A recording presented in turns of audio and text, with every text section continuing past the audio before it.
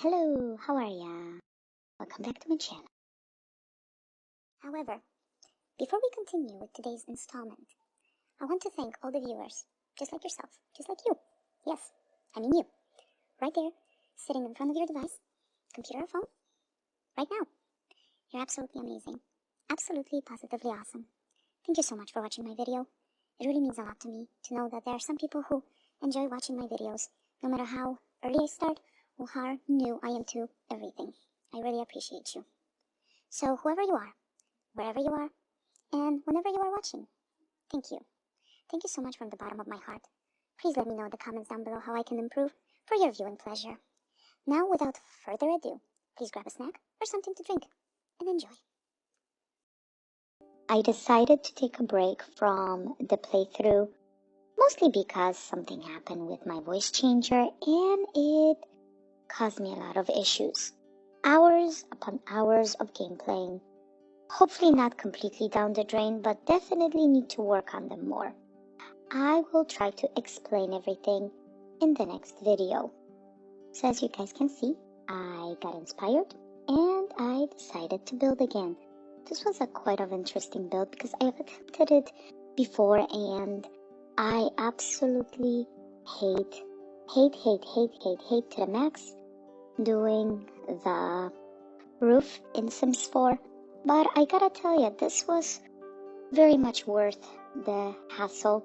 So at the beginning, and I'll obviously link the inspiration.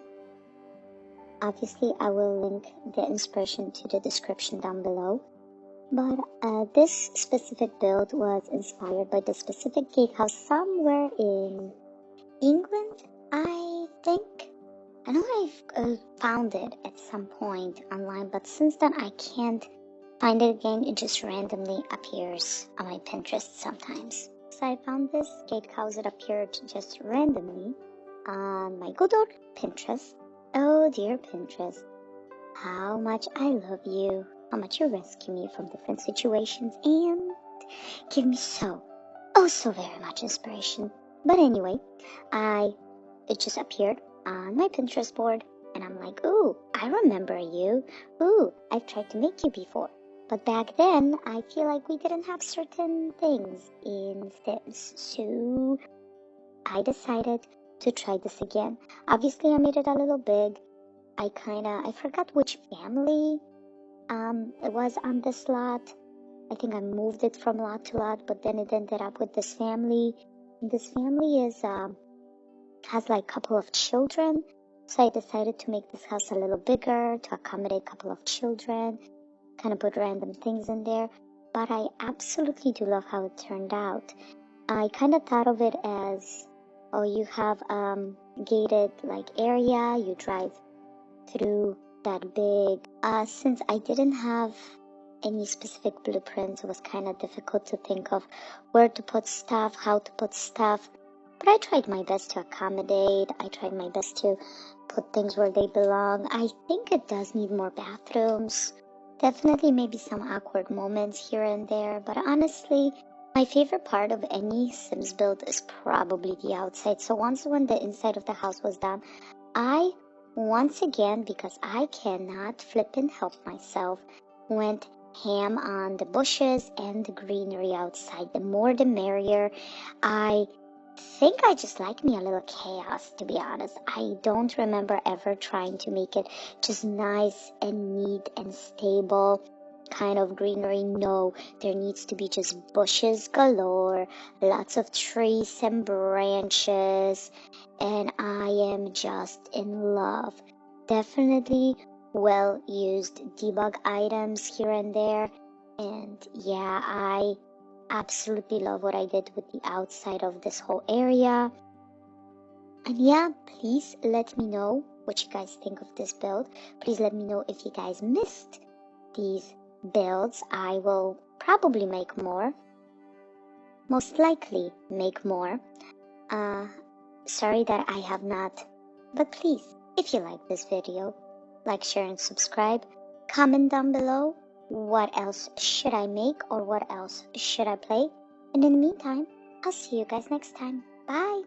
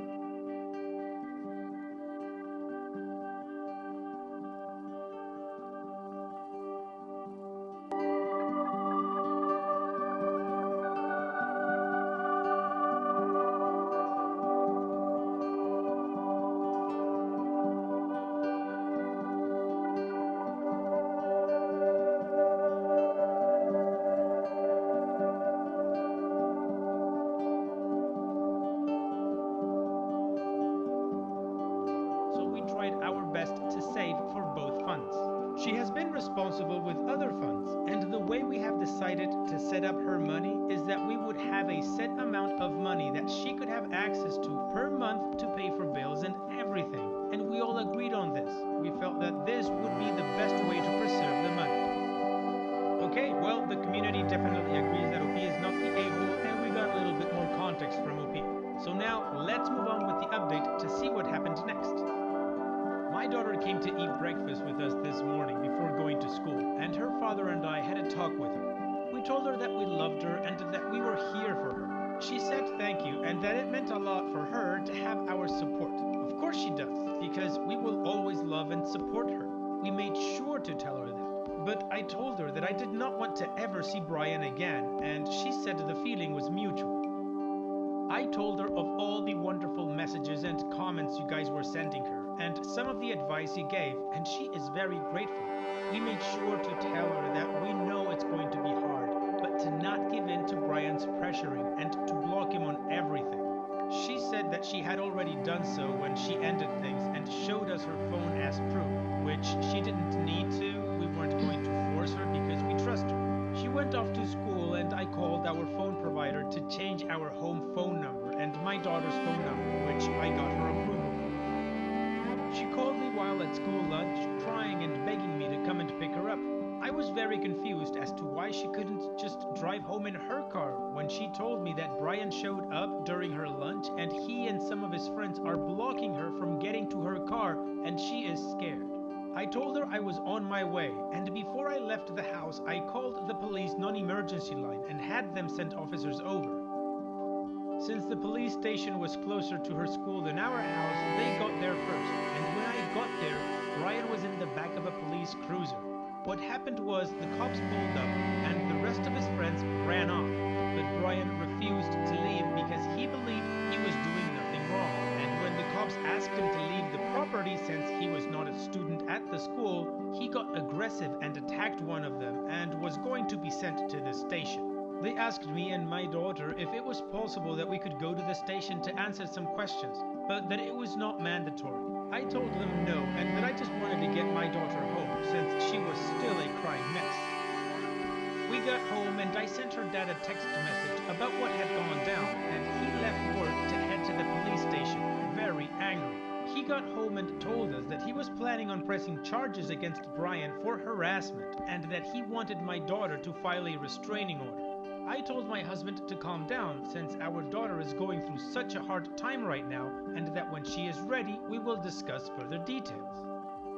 We took our daughter out to dinner to treat her, which she greatly appreciated since we only really go out to dinner on holidays or super special occasions, so this was a big treat for her. We had another dinner outing planned to celebrate her scholarship, but this was just to cheer her up, and the scholarship dinner will be held at another time.